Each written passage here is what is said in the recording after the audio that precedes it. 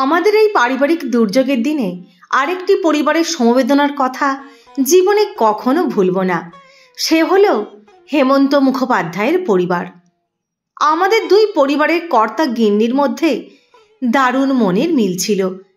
এক পরিবারের বটগাছ তাই হঠাৎ ঝড়ে ভেঙে পড়ায় অন্য পরিবারের অশ্বত্থ গাছটি তার ডালপালা সমেত আমাদের পাশে এসে দাঁড়িয়েছিল বাইরের ঝড় ঝাপটা সামাল দিতে।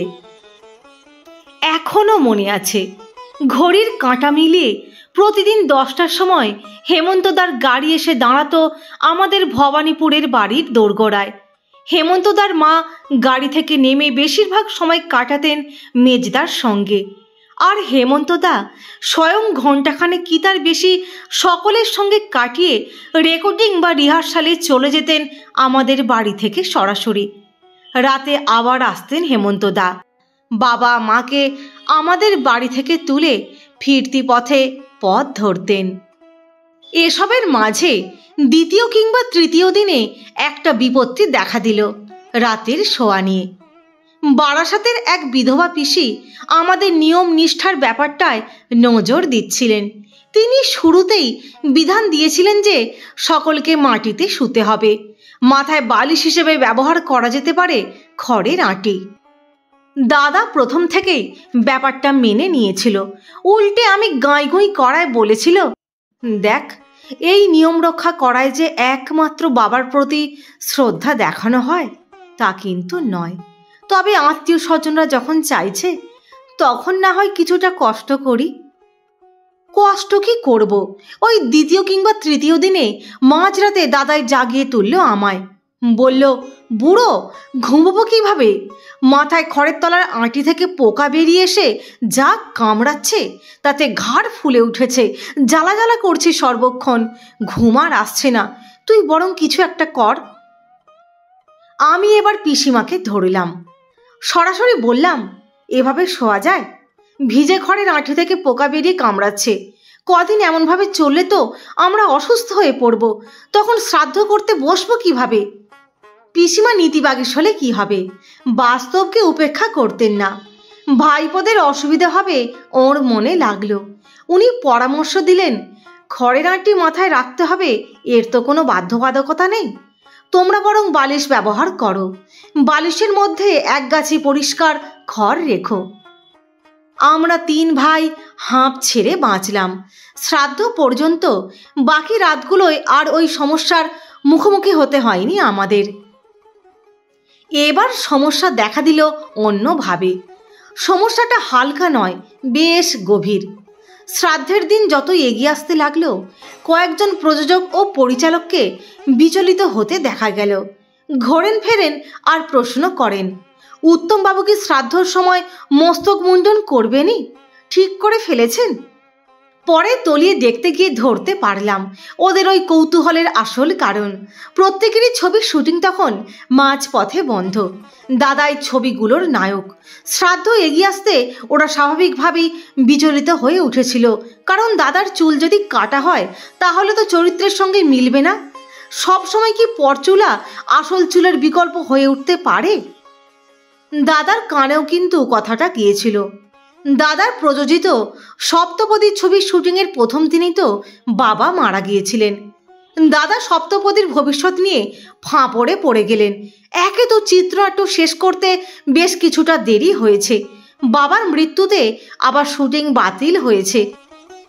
এরপর যদি নায়কের চুল নিয়ে সমস্যা দেখা দেয় তবে যে ছবিটা বিষবাহ জলে পড়বে। নিজের সমস্যা নিয়ে নিজেই দৌড়ঝাঁপ করাটা বিড়ম্বনা, তার ওপর এমন সেন্টিমেন্টাল ইস্যু। দাদা আমায় ধরল, ঘুরিয়ে বলল, বুড়ো, এখন তো আমার হাতে 10-12টা ছবি, তোর হাতেও 6-8টা ছবির কাজ। এখন আমাদের কি মাথা কামালে চলে? তুই যা হোক একটা কর, যাই হোক করে ম্যানেজ কর। আমি খোদ সুপ্রিম কোর্টে আপিল করলাম, মাকে সব বুঝিয়ে বললাম। দাদার চুল কাটার জন্য যদি কোনো প্রযোজক পরিচালক সমেত ইউনিটের ক্ষতি হয় তাতে কি বাবার আত্মা শান্তি পাবে? মা আমাদের আধুনিক মনের মানুষ, ঘরের 4 দেওয়ালের মাঝে নিজেকে বন্দি করে রাখলে কি হবে? সময়ের সঙ্গে সঙ্গে নিজেকে মানিয়ে নিতে জানত। মা অতীতের অভিজ্ঞতা স্মরণ করিয়ে দিয়ে বলল, শেতলের বাবার মৃত্যুর সময় তোর কথা শুনেই তোর বাবা বলে গিয়েছিলেন, আমার ছেলেরাও অভিনয় করে, আমার মৃত্যুর পর ওদের মাথা ন্যাড়া করতে বারণ করো। ঘটনাটা মনে পড়ে গেল বিদ্যুৎ চমকের মতো। শেতল মানে অভিনেতা প্রদীপ কুমার আমার দূর সম্পর্কের মামা হন। ওর বাবার মৃত্যুর সময় আমাদের বাবার নির্দেশেই শ্মশানে গিয়েছিলাম। পরে শ্রাদ্ধের নিমন্ত্রণ রক্ষা করতে গিয়ে দেখি এক মাথা চুল নিয়ে শেতল মামা ঘুরে বেড়াচ্ছে। ওর শালা ছিল আমার বন্ধু। ওকে জিজ্ঞেস করতে আসল রহস্য উন্মোচন হলো। শুনলাম দিদিমা মানে প্রদীপ কুমারের মাই বলেছেন, শ্রাদ্ধের কাজ করার জন্য এক ভাই মাথা কামালেই চলবে, কালিদাস ন্যাড়া হোক। শেতল অভিনয় করে, ওর আর ন্যাড়া হবার দরকার নেই। বাড়ি ফিরে এসে সেই সময় বোধহয় ঘটনাটা আমি মায়ের কাছে বলেছিলাম। বাবার কানেও গিয়েছিল ঘটনাটা, তাই অমর নির্দেশ দিয়ে গিয়েছিলেন জীবিত থাকতেই। যা হোক, মায়ের অনুমতি পেয়ে এবার ব্রাহ্মণের শরণাপন্ন হলাম। তারাগতি ভট্টাচার্য আমাদের পারিবারিক পুরোহিত। উনি সব শুনে বিধান দিলেন। উনি বললেন, মূল্য ধরে দাও, চুল না কাটলেও চলবে। দাদা নিশ্চিত হলো। কথাটা শুনে আমিও দুর্ভাবনা মুক্ত হলাম। হাঁপ ছেড়ে বাঁচলেন উৎকণ্ঠিত প্রযোজক পরিচালকের দল। কয়েকজন তো বলেই বসলেন, সেলুলয়েডের নায়ককে তো আর 5 জনের সঙ্গে মিলিয়ে ফেললে চলবে না, সে তো সব নিয়মের ঊর্ধ্বে। সাধারণ মানুষ যা করে তা করা নায়কের পক্ষে সম্ভব নয়, সমীচীন নয়। দাদা অসহায়ের মতো হেসেছিল কথাটা শুনে। সত্যিই তো, দাদার থেকে কে আর বেশি কথাটা উপলব্ধি করেছে নিজের জীবনে। যবে থেকে দাদা নায়ক হিসেবে প্রতিষ্ঠা পেয়েছে, হারিয়েছিল ব্যক্তিসত্তা, ব্যক্তি জীবন। হয়তো কোনো আত্মীয় অসুস্থ হয়েছে বা ঘনিষ্ঠ কেউ মারা গেছে, ইচ্ছে থাকলেও দাদা হাজির হতে পারেননি। পরিচিত কারো বাড়িতে নিমন্ত্রণ, সকলের অগোচরে মাঝরাতে হাজির হয়েছে, সবে পাত পেরে খেতে বসেছে। ভক্তদের স্রোত আছড়ে পড়েছে নিমন্ত্রণ বাড়ির ওপর। দাদা বাড়ির পেছনের দরজা দিয়ে পালিয়ে যেতে বাধ্য হয়েছে নিজের খাওয়া ফেলে।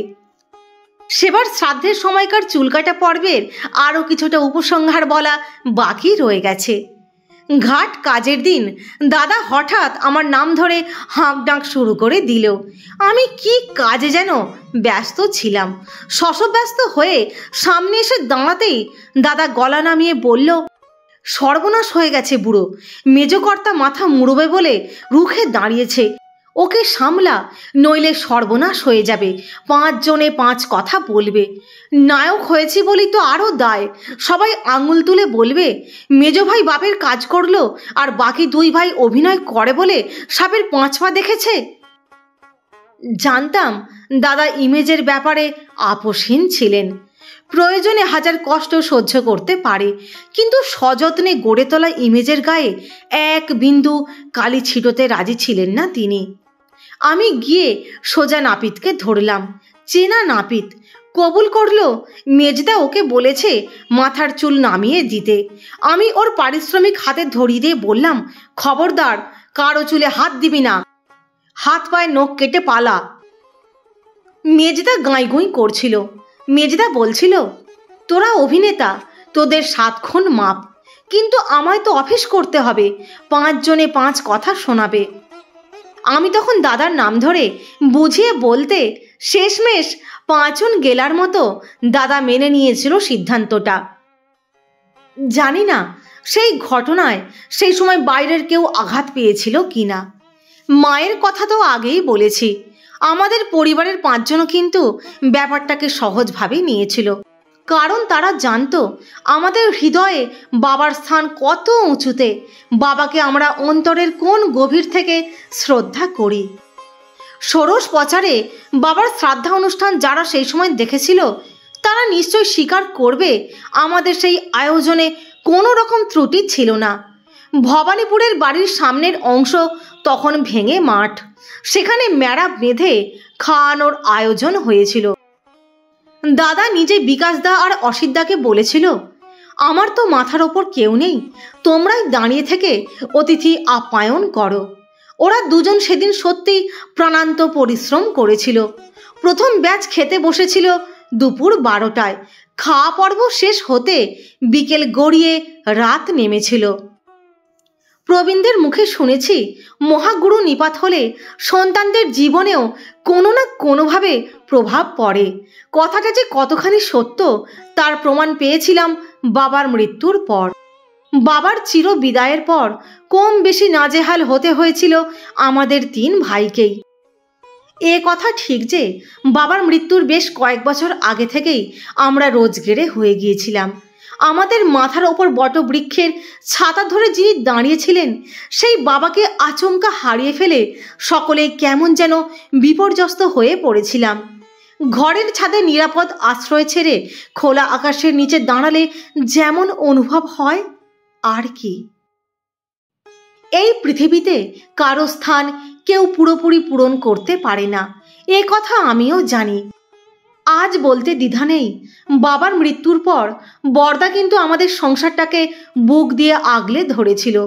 হারানো বাবাকে হয়তো আমরা ফিরে পাইনি, কিন্তু দাদা আমাদের সংসারের মাথার ওপর ছাতাটা দুহাতে আঁকড়ে ধরায় স্বস্তি পেয়েছিলাম সকলেই।